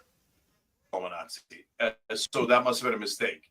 So and here's my distinction, and I've explained this many, many times. I'm worried about Trump's fascism because he showed it to us. So on January 6th, but before January 6th as well, he did a fake elector plot. He then agitated people to go bum rush the Capitol. The point wasn't to keep the Capitol. The point was to delay the proceedings so he could have his fake electors steal the election. So I've been super clear about that. That's why I hated Trump. That's why I fought tooth and nail against Trump. So those are fascist tendencies, and I have no problem calling it fascism. But it is not Nazi. Nazi is a completely different thing, where they killed 13 million people and had death camps. Trump didn't have death camps. He didn't kill those people. But for the right, neither did Charlie Kirk. Yeah, I remember that neither did Nick Fuentes, but you're still comfortable calling him a Nazi. No, but Nick Fuentes still he defends the Nazis, so that's a giant difference. So that's the line for you. You have to explain. And I agree, by the way, that Nick Fuentes is an evil person. He's a Nazi, etc. You're saying the person, anything short of self-identifying as a Nazi and openly supporting Hitler, you're okay sharing the stage with, it sounds like. Again, Mark, you're framing it in a way that sounds extreme. So it's. I want you to consider that maybe what you're saying is extreme, though. I mean, what's so extreme about it, though, Cenk? It's not extreme. He's basically saying, like, you all over the place. You call Trump a Nazi, but now you're saying that we shouldn't label these people as Nazis and racists, and then now you. Oh God. I might be describing exactly what you're saying. It just doesn't sound as good coming back to you. So no, not at all, Mark. So a couple of things. Benjamin Netanyahu is a terrorist. He's a war criminal. he committed genocide. But I would share a stage with him because of all the things that we discussed before. The ability to have the other side have a voice. You know, whether you challenge, don't challenge, you challenge screaming, you challenge whispering, at least I give the Palestinians a voice by being on that stage. When I go on the right-wing shows, at least I give the left wing a voice by being there. And so if you frame it as, oh, look at Cenk Uygur happily going on stage with a terrorist Netanyahu, then I seem like a bad guy. If you say Cenk Uygur giving voice to the Palestinians by being on the same stage as Netanyahu, I seem like a good guy. It's all in the framing. It's in the framing. So when you get to the I disagree. It's not just in that suggests that your behavior is neutral and the framing is what makes it right or wrong. I'm saying that you can actually make different choices on that stage.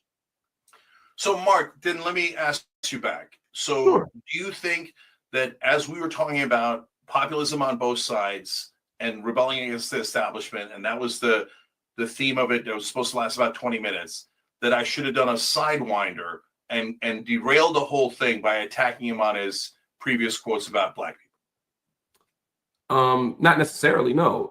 But again, that's not necessarily the only way to be courageous in that space. That's not the only way to be principled in that space. That's not the only way to do important resistance work in that space. You could pull up an old quote, or you could speak to the bigger system. You could speak to the bigger establishment. It's one thing to give you a concrete example. You sat on that stage and said, we all, the left and the right, we all hate establishment media. Right? We can agree that establishment media needs to go. Everybody claps. That's a great feel-good moment. But again, those people who leave that room, who are the dominant consumers of mainstream media, who are the dominant viewers of mainstream media, and who are controlled by people who are right-wing, they're going to walk away saying, yeah, we got to tear down mainstream media. And they're talking about CNN, and they're talking about MSNBC. Courageous is going on that stage and saying, look, I know y'all don't want to hear this, but Fox News is mainstream media too. There you go. That's what I was saying. You got to call out. You got to spade for spade, Cenk. Spade for spade, my guy. Spade for spade. Watch Cenk rebuttal this. I have said that on right-wing shows. So you're taking a 20-minute event here. I'm not saying you've never said it. I'm saying in that we're talking about how to behave in this space, right? I'm sure you've said it a million times, but we're talking about right now how to behave in that space. And when I keep pointing out what you didn't do in that space, Cenk, you had 20 minutes, man. You had plenty of time to say that, man. You had plenty of time. Cut the crap. Cut the crap, man. The sleight of hand thing where then you talk about what you did somewhere else. I'm saying in this space, to answer your specific question you asked me, which is, should you have torn them down and brought up specific acts of racism or this other thing? I'm saying you don't necessarily have to do that or even make it so personal, right? Because I get how that could be a distraction. What you can do is say, hey, we all have mainstream media, establishment media. I'm with y'all. But let's be clear. Establishment media isn't just MSNBC and CNN. It's also Fox, which has been the voice of the right for decades now. It's OANN, it's all these things. All of this needs to be torn down. Yes, you could say that. So, Mark, when I'm on a show like Patrick Bet David in the last 2 hours or 3 hours, we get into that stuff, and that's exactly what I say. Exactly what I say. Okay, so you're taking a 20-minute speech and go, not good enough. You didn't say it there. You didn't say it that one time. Okay. That's not what I'm doing. You're misrepresenting my position. My position isn't that in this single instance you didn't do this one thing in a 20-minute space. My critique is that when you're deploying now a strategy of entering these kinds of rooms and doing these kinds of things, and particularly these very public spectacles, right? Which is what conventions are: Democrat, Republican, left, right, whatever. They're all these public spectacles. And I'm saying that there's a significant danger in entering those spaces and not being significantly courageous. This isn't about nitpicking a particular thing you didn't do. This isn't about saying, well, you did 99, but there's the 100 one you missed. You're framing this as if we're nitpicking. And I'm saying, no, the actual logic of the strategy that you're articulating right now about how to move in these rooms, I'm saying is deeply problematic for left wing.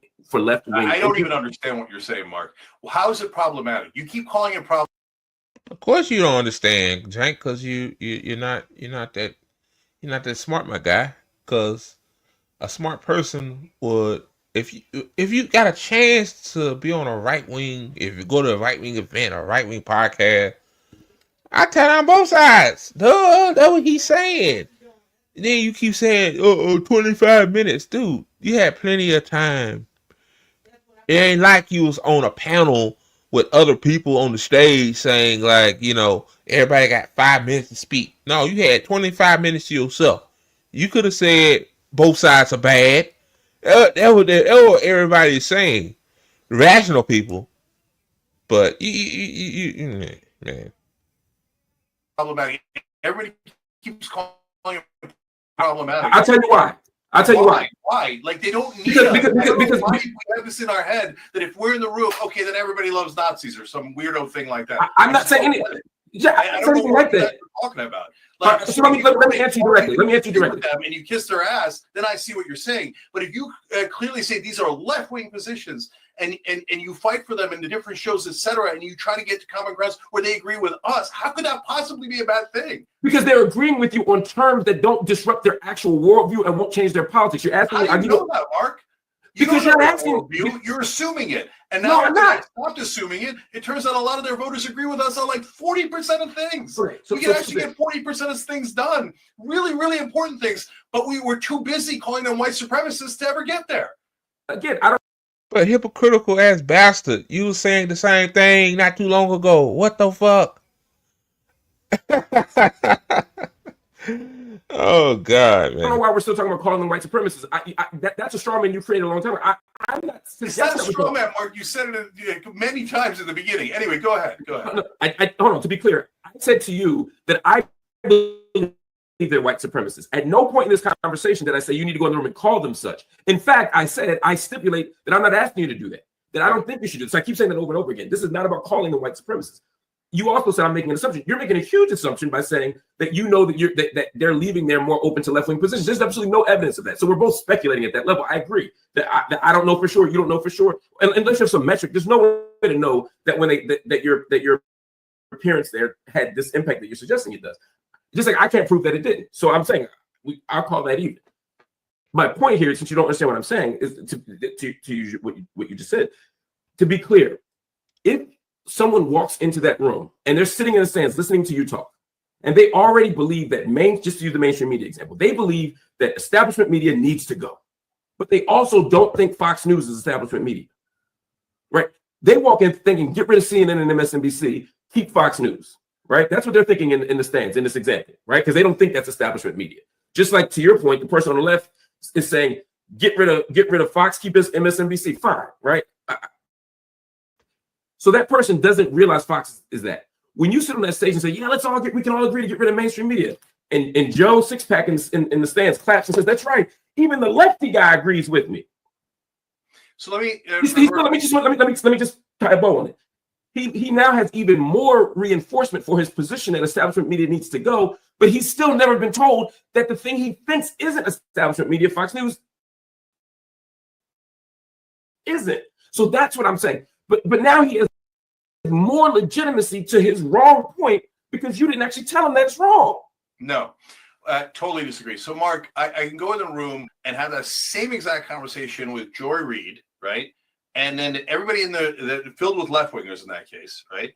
And people walk out thinking, oh, yeah, we got to get rid of Fox News and maybe CNN, but definitely not MSNBC. But that's not my responsibility to go to convince them that, no, you also have to hate MSNBC. Now, I will tell them that if they ask me. I will tell them that in the... What? You heard he said, oh, so you saying you can't convince them to get rid of Fox News then because they're on the right? What? Marc Lamont Hill saying I have to wrap this up. This is crazy. I can't believe the span of a larger and longer conversation. I will tell the left the same exact thing that I'm telling the right, and I would tell the right the same thing I'm telling the left. So just because we didn't clarify Fox News or OAN in that conversation doesn't mean we shouldn't have that conversation or that it somehow helped Charlie Kirk's nefarious plans. So if his plans are to get rid of establishment media, that's my plans. I hate establishment media. So if you say to me, oh my God, but then if you say, Cenk, then what if they use it to get rid of everything but Fox News? But they didn't do that. That's a wild hypothetical. And if they did, I'd fight them tooth and nail, right? So, like, if they do things that we don't agree with, we fight. And so that's not that complicated. Maybe we're talking about super clear about that, right? But you're assuming what's in their head and what they assumed about what I said. I'm not assuming what's in how their that head. gave strength to Charlie Kirk, but none of those things actually happened. So, like, but we don't know what happened. No, again, Mark, we don't know what happened anymore in the sense of what I'm saying and what you're saying. You're almost, one would hear that and think that somehow I'm painting a hypothetical that's unprovable and yours has been demonstrably proven. What I'm saying is you made an argument in that room that didn't challenge Joe in the stands argument. I just painted a picture of Joe in the stands and his belief of mainstream media, and you didn't really respond to that. I'm saying Joe has no reason to believe that Fox News is establishment media based on what you said on that stage. Do you have a duty to tell him that? I think you do if your goal is to challenge establishment media, to not only challenge establishment media, but to challenge what he thinks is establishment media. If that's not your goal, then that's fine. But then that doesn't advance our interests. Do you get that since I've done that on other shows, but it wasn't part of that 25-minute conversation, that's not a fair standard to hold me to, that I didn't debunk every thought that every right-winger in the stands had within that 25 minutes, that's a wildly unfair. Okay, I'm done, man. Yeah, I can't. He's repeating himself. Damn, I'm almost 2 hours into this shit. Oh my god. I really don't want to talk about this clown fuck no more. Oh my god, this guy is so deeply unserious, like Nick said. Like, he know what in the fuck Marc Lamont Hill is saying. Marc Lamont Hill is saying is that if you on the right, you believe that your side, which is Fox News, is accurate. They ain't establishment. They are free thinking media. And you, Cenk, go to a right wing conference and say that, hey, MSNBC, CNN is establishment media, without saying that Fox News is establishment media, then it reinforces that guy's point that Fox News is the real deal. You see what I'm saying? So basically what you should have said is that, hey, not only MSNBC and CNN is establishment media, but Fox News is too. That's all. Like, just pull the Marc Lamont here. I bet he's...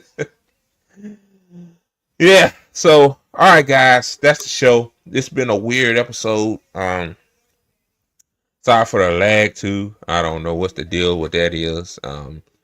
So, yeah, before y'all head out, hit that like button. So, when some people watch the replay, they'll see it in the, hopefully in their feed or whatever. And thank you guys so much for supporting the ATP network. We had a lot of ups and downs, but we gonna bounce back. We gonna be all right. A lot of these people are new to this. I've been into doing user generated content for a minute, but once everybody get a flow going, then shit, man, we'll be unstoppable. So all right, guys. See you guys later on. And I'm Andre Morton signing out. Have a good one.